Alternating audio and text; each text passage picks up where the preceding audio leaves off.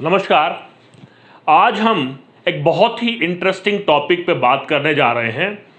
9th class का second geography का chapter है फिजिकल फीचर्स ऑफ इंडिया, और इस चैप्टर को करने के सफ़र में हम लोग माउंटेन्स में जाएंगे, हिमालयन माउंटेन्स में जाएंगे, जहां पर आप लोग बर्फबारी देख का आनंद उठाने के लिए जाते हैं, जहां पर बहुत सारे ग्लेशियर पाए जाते हैं, जहां से निकलती नदियां कल कल करके बहती हैं और देश के डेवलपमेंट में अपना योगदान देती हैं।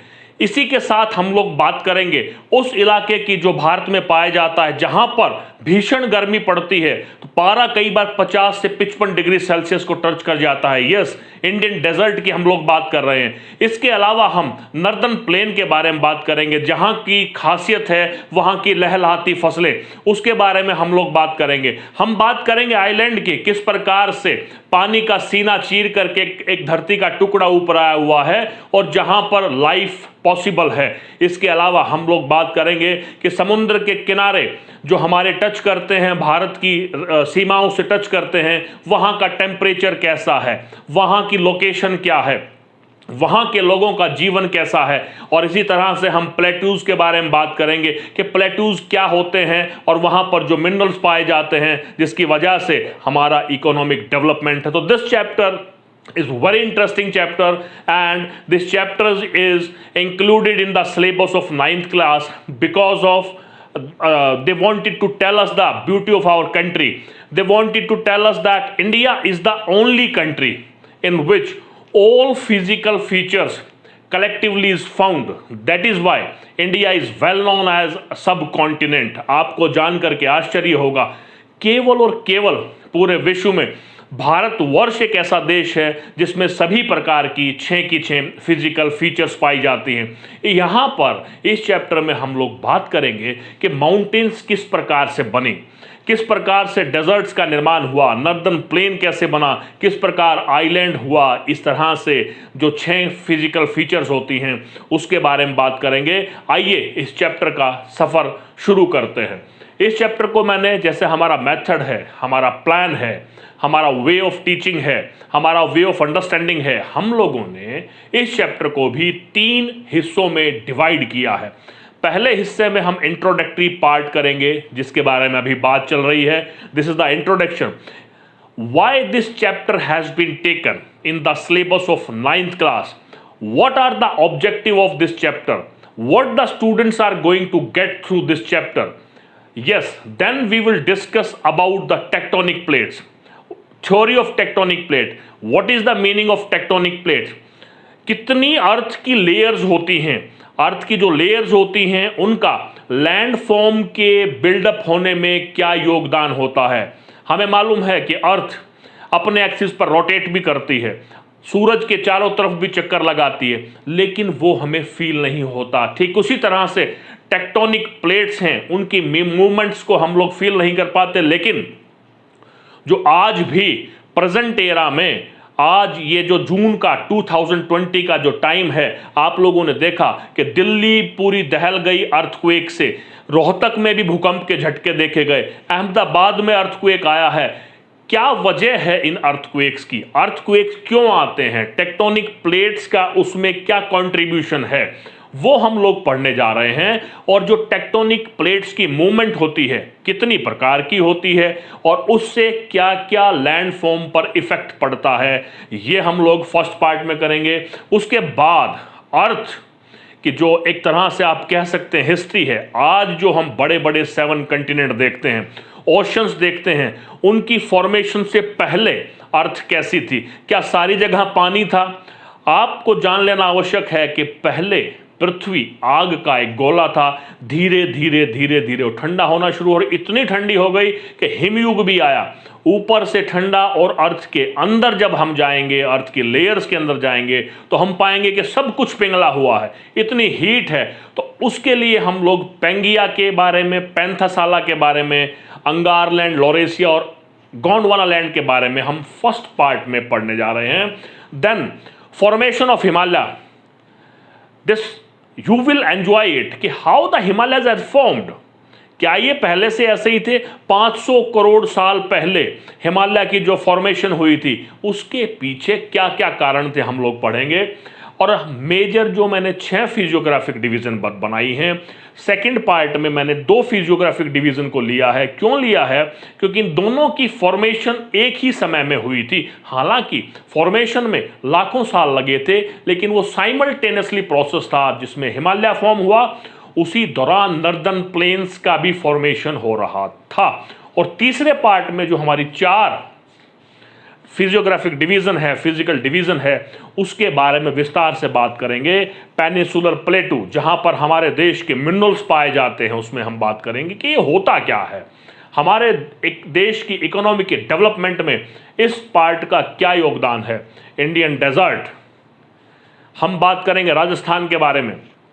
कोस्टल प्लेन, समुद्र के तटीय इलाके, वहां के बारे में हम बात करेंगे। आइलैंड, अंडमान निकोबार, आप लोगों ने लक्षद्वीप, इन सब का नाम सुना होगा। ये क्या है और कहां पर लोकेटेड हैं और इनकी लाइफ, यहां पर रहने वाले लोगों की लाइफ कैसी है, ये सारी चीजें हम फिजियोग्राफिक डिवीजन ऑफ इंडिया में पढ़ने जा रहे हैं। हर बार मैं आप लोगों को एक बात बताता हूं, देखिए इतिहास को, भूगोल को, मीन्स हिस्ट्री एंड ज्योग्राफी, दोनों को बेहतर ढंग से समझने के लिए आवश्यक है कि हमें ज्योग्राफिकल एस्पेक्ट का पता हो। हिस्ट्री तभी समझ में आएगी जब हमें ज्योग्राफी का पता हो, ज्योग्राफी तब समझ में आएगी जब हिस्ट्री का हमें पता हो। ये चैप्टर भूगोल का है, ज्योग्राफी का है। इसके लिए आवश्यक है कि आज, क्योंकि हम केवल और केवल भारतवर्ष के बारे में बात करेंगे, आज हम फ्रांस और यूरोप के बारे में बात नहीं करेंगे, हम अपने महान देश भारत के बारे में बात करेंगे। तो सबसे पहले जो पॉलिटिकल डिवीजन ऑफ इंडिया का जो मैप है, जो हमारे 28 स्टेट और 9 यूनियन टेरिटरीज हैं, एक बार उनको जरूर देख लें। आपको इतना आसान ये चैप्टर हो जाएगा, मैं बता नहीं सकता। एक बार आप प्लीज मेरे वर्ड्स को फॉलो करके देखिए। अभी इस वीडियो को आप स्टॉप करके देख सकते हैं। सबसे पहले जो पॉलिटिकल डिवीजन है, हमारे जो 28 राज्यों की स्थिति है, मैंने एक वीडियो पहले भी बनाया है कि 28 राज्यों की लोकेशन को, 9 यूनियन टेरिटरी की लोकेशन को किस प्रकार बेहतर ढंग से हम लोग समझ सकते हैं। एक बार मेरे कहने से आप उनको देख लें, उसके बाद यहां पर आए। The things will be crystal clear, you will be in position to give your answer in your own word. आपसे मैं प्रॉमिस करता हूं, जैसे ही आप पॉलिटिकल मैप को यहां पर लर्न करके आएंगे, ये चैप्टर आपके लिए बहुत ज्यादा इजी होने वाला है and you will love it. हालांकि क्योंकि जून का मंथ चल रहा है, मुझे मालूम है कक्षाएं चल रही हैं और आप लोगों को, अगर आप ध्यान से देखेंगे कि तो ये बहुत अच्छे से समझ में नहीं आया होगा, जबकि ये चैप्टर बहुत आसान है। तो आइए हम लोग शुरू करते हैं। पहला part, introductory part, the end about tectonic plates.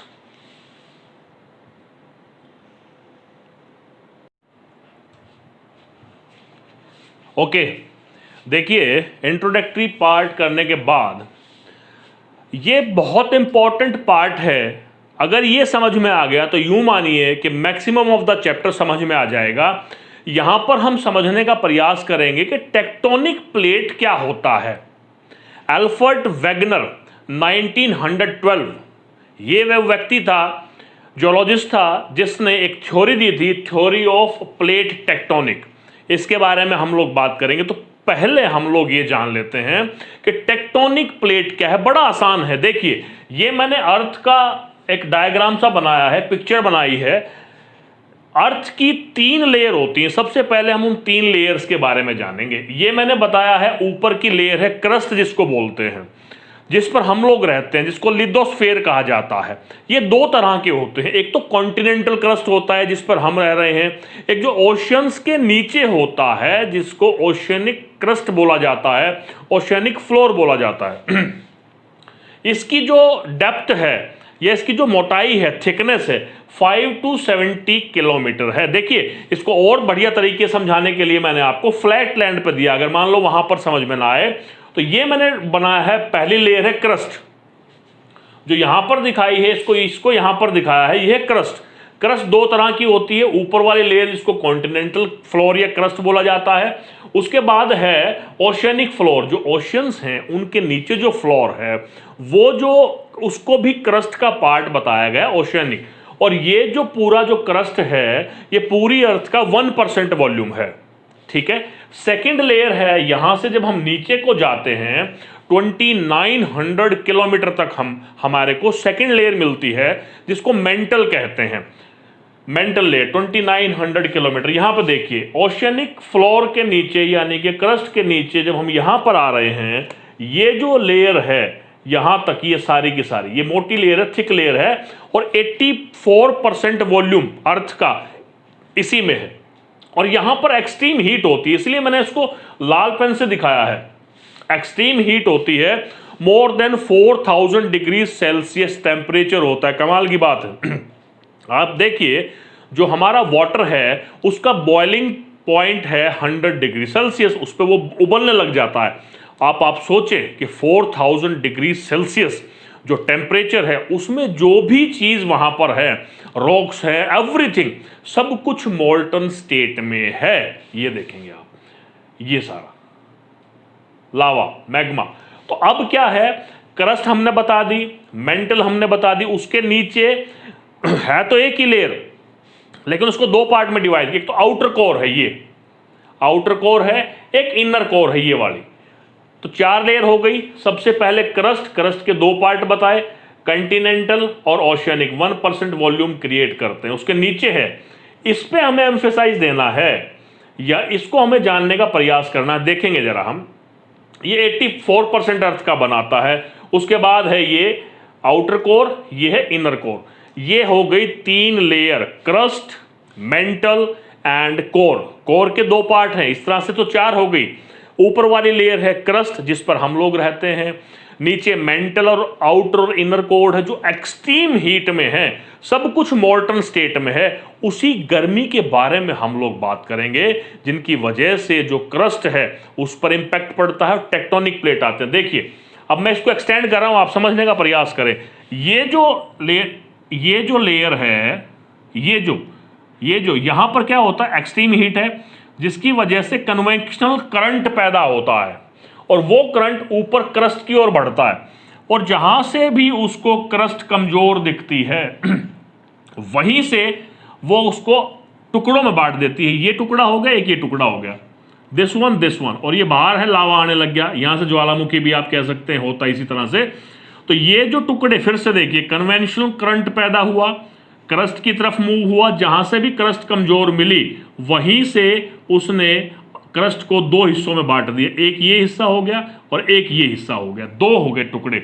ये जो टुकड़े हैं क्रस्ट के, इनको टेक्टोनिक प्लेट्स कहा जाता है। देखिएगा अब फिर से देखें एक बार, कन्वेंशनल करंट पैदा हुआ, ऊपर की तरफ गया और क्रस्ट को टुकड़ों में बांट दिए, टुकड़े हो गए। अब ये जो टुकड़े हैं क्रस्ट के, ये क्या करते हैं, ये मोल्टन स्टेट है, मेंटल है, इसके ऊपर फ्लोट करते हैं, मूव करते हैं। मूवमेंट के बारे में भी हम लोग बात करेंगे, हालांकि ये मूवमेंट बहुत ही स्लो होती है। जिस तरह से हम रोटेशन और रेवोल्यूशन को फील नहीं कर पाते, जिस लिथोस्फीयर पर, जिस लैंड पर हम खड़े हैं, वो धीरे धीरे मूव हो रही है। यहां तक कि एक साल में 1 मिलीमीटर, ठीक है। अब देखें, अब इस तरह से ये मैंने आपको बताया कि अभी टेक्टोनिक प्लेट की डेफिनेशन क्या होगी। देखिए टेक्टोनिक प्लेट क्या है, लिथोस्फीयर है। लिथोस्फीयर 2 तरह, कंटिनेंटल और ओशियनिक, दोनों ये डिवाइड होते हैं। डिवाइड किस तरह से होते हैं मैंने बताया है, स्मॉलर पार्ट में डिवाइड हो जाते हैं, उसके बाद ये फ्लोट करते हैं। Yes, we are doing definition of tectonic plates. मैंने आपको बताया कि किस तरह से लिथोस्फेरिक प्लेट डिवाइड होती हैं। एक्सट्रीम हीट जब मेंटल में पैदा होती है, वो कन्वेक्शनल करंट बन करके ऊपर की तरफ आती है और जो क्रस्ट है उसको टुकड़ों में डिवाइड कर देती है।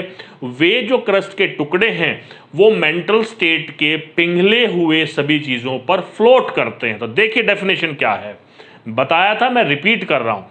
टेक्टोनिक प्लेट्स, लिथोस्फीयर, कौन सा lithosphere, oceanic as well as continental, वो क्या होता है, डिवाइड होता है। किस में, स्मॉलर प्लेट में। प्रोसेस डिवीजन का मैंने आपको बताया। फ्लोट करता है, कहां पर करता है? मेंटल पर, इंडिपेंडेंटली ट्रेवल करता है, कहां पर? मेंटल पर। तो ये डेफिनेशन हो गई। Tectonic plates are those smaller plate which is divided because of the extreme heat created by mantle and that plates which is divided by that heat which travels independently, float independently, that is known as tectonic plates। अब हम उनकी movement के बारे में जानने जा रहे हैं कि वो मूवमेंट किस तरह से होती है और उस मूवमेंट का हमारे ऊपर क्या इंपैक्ट पड़ता है। अल्फ्रेड वेगनर की थ्योरी के बारे में बात करेंगे कि अल्फ्रेड वेगनर ने कॉन्टिनेंटल ड्रिफ्ट के बारे में जो थ्योरी दी थी 1912 में, हालांकि उसको अपोज किया गया है। खैर, हम बढ़ते हैं टाइप्स ऑफ टेक्टोनिक प्लेट्स के बारे में जानने के लिए। चलिए,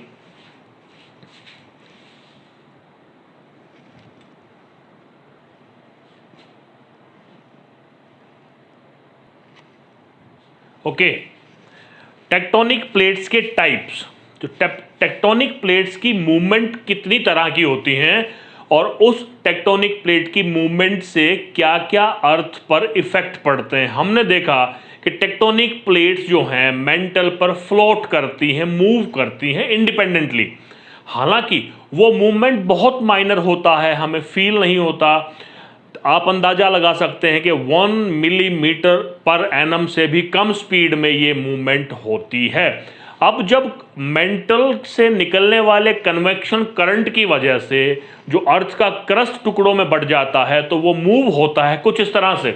बड़ी बड़ी प्लेट जो होती हैं एक दूसरे की तरफ मूव करती हैं, इसको कन्वर्जेंस कहते हैं। जब प्लेट्स एक दूसरे की तरफ मूव करने लग जाएं, एक दूसरे की तरफ बढ़ने लग जाएं, तो उसको कन्वर्जेंट मूवमेंट कहा जाता है।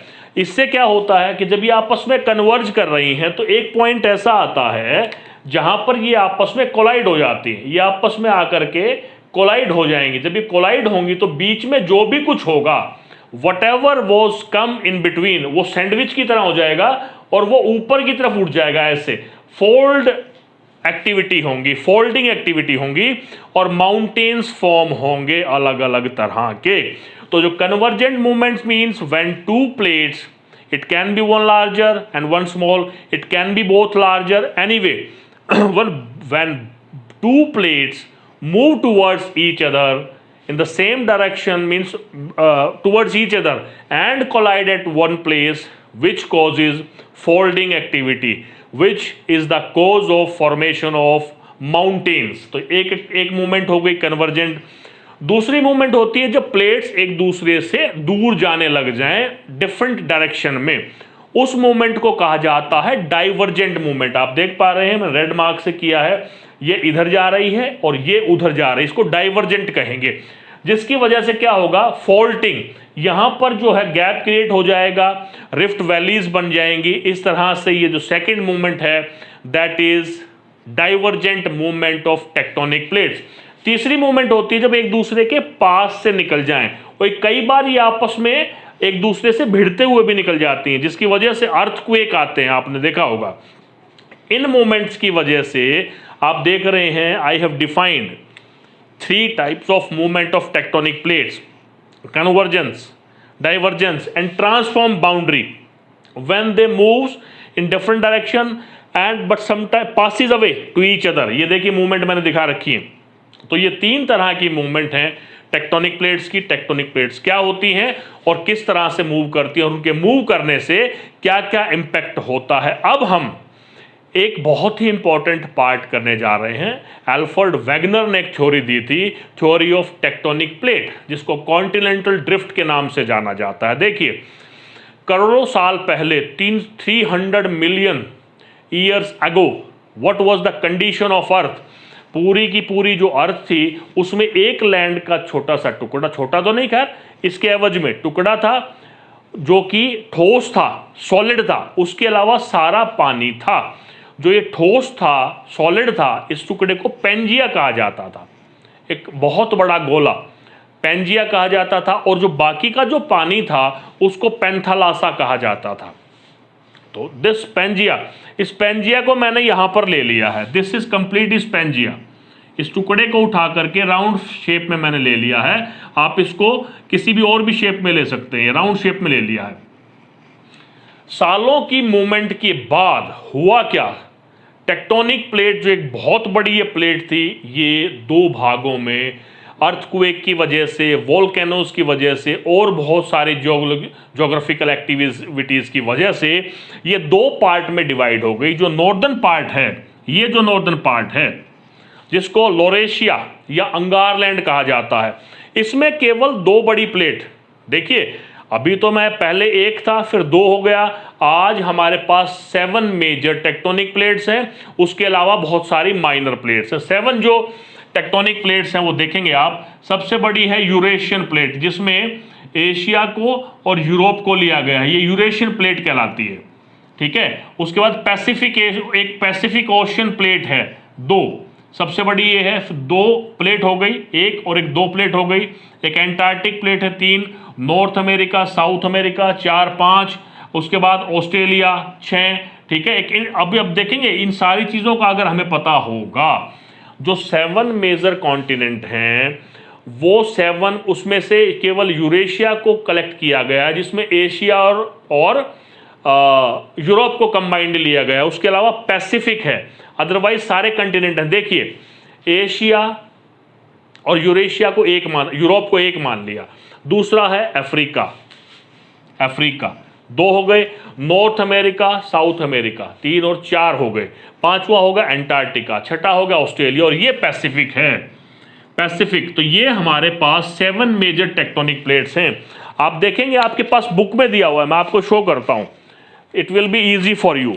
आप अगर बुक में आप इसको चेक करेंगे, you will find it here, see it will remain very easy for you, it is shown here, it is very easy. ये 7 प्लेट्स मेजर दिखाई गई हैं, ये सारी मेजर प्लेट्स सारी की सारी पेंगिया से अलग हुई हैं।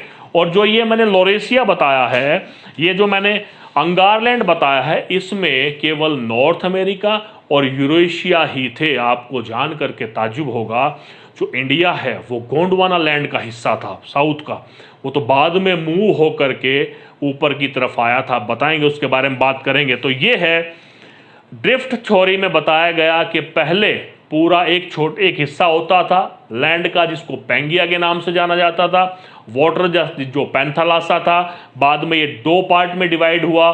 फर्स्ट नॉर्दर्न पार्ट को अंगारलैंड और लॉरेशिया कहा जाता है, और साउथ में गोंडवाना लैंड। इन दोनों में ऊपर जो है उसमें यूरेशिया और दूसरा था हमारा नॉर्दर्न अमेरिका। उसके अलावा बाकी के जो कंटिनेंट हैं, 4 कॉन्टिनेंट रह गए क्योंकि एशिया और यूरोप को इकट्ठा लिया है, वो सारे गोंडवाना लैंड का हिस्सा थे। इस तरह से हमारे पास 7 मेजर प्लेट्स हैं, मैंने आपको दिखाया है। तो ये थी कॉन्टिनेंट ड्रिफ्ट थ्योरी, और ये सारी की सारी आज भी एक से दूसरे की तरफ मूव हो रही हैं। यहीं पर ही हमें दूसरा पार्ट का पहला हिस्सा समझ लेना चाहिए, that will be easy for us. उसको अभी देख लेते हैं कि how the formation of Himalayas took place. Formation of Himalaya,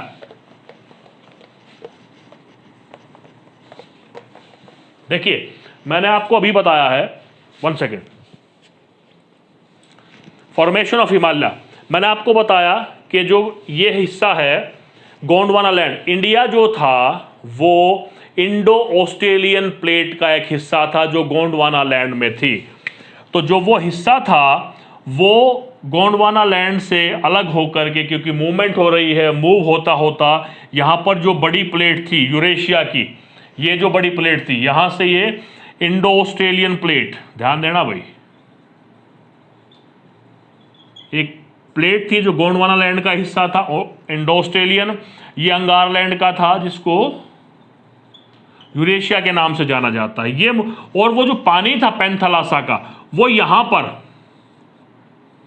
Tethys sea में, इसके अलावा और भी बहुत जगह पानी गया था वो, लेकिन टेथिस सी में उस वाटर का जो पैंथालासा का था एक्यूमुलेशन शुरू हो गया।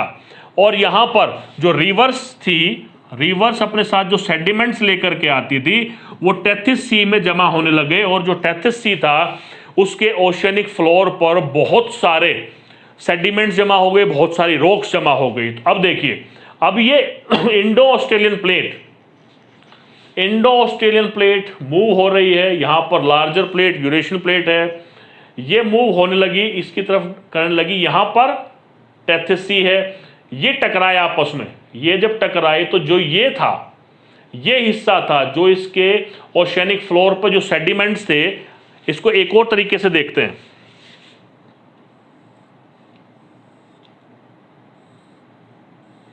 ये जो मूवमेंट हुई, ये जो इसको बोलेंगे हम इंडो ऑस्ट्रेलियन प्लेट, और ये बड़ी यूरेशियन प्लेट, ये इसके नीचे आ गई क्योंकि ये जो प्लेट थी ये डेंसर थी, हैवी थी, और ये प्लेट लाइटर थी, हालांकि बड़ी थी पर लाइटर थी, ये इसके नीचे आ गई। तो जो यहाँ पर जो टेथस सी था, इसके जो सेडिमेंट्स थे ये सारे के सारे फोल्ड होकर के ऊपर आ गए, सैंडविच बन गया।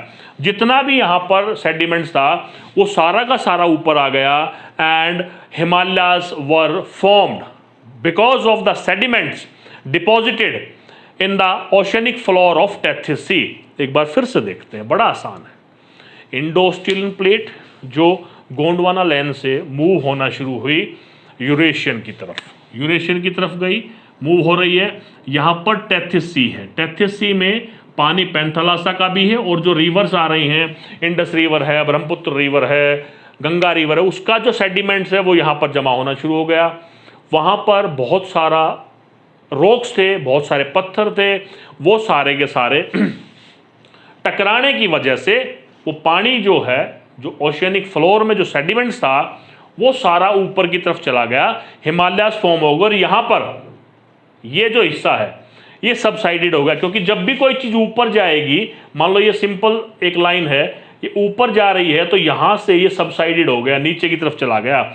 यहाँ पर नीचे जो गया है इसको नॉर्दर्न प्लेन बोला जाता है। जो सबसाइडेड एरिया हुआ उसको नॉर्दर्न प्लेन के नाम से जाना जाता है।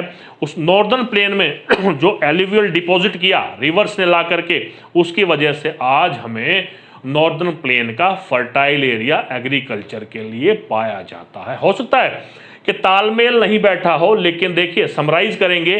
पैंगिया से अंगार लैंड, गोंडवाना लैंड से Indo Australian plate Eurasian plate से टकराई, बीच में टेथस सी था, वहाँ पर बहुत ज़्यादा सेडिमेंट था, वो ऊपर चला गया, साथ में जो लैंड थी वो सबसाइडेड हो गई, हिमालयाज फॉर्म हो गए, नॉर्थर्न प्लेन्स फॉर्म हो गए।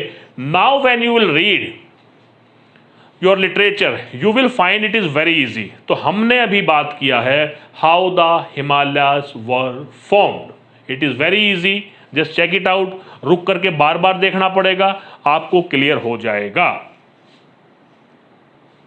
अभी तक हमने 2 पार्ट कर लिए हैं। फर्स्ट में हमने इंट्रोडक्टरी पार्ट किया कि हम इसमें पढ़ने क्या जा रहे हैं, फिर हमने टेक्टोनिक प्लेट्स का डेफिनेशन किया, होती क्या है, बड़े अच्छे तरीके से अर्थ की लेयर के माध्यम से उसको समझने का प्रयास किया, फिर उसकी टाइप्स की, फिर हमने पैंगिया, अंगारलैंड, पैंथालासा, गोंडवाना लैंड के बारे में बात किया।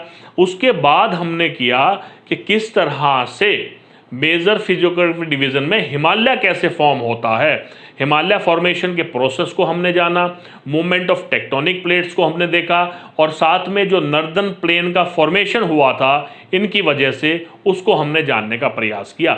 बाकी की बातें हम लोग अगले लेक्चर में करेंगे। तब तक के लिए नमस्कार, जय हिंद, जय भारत।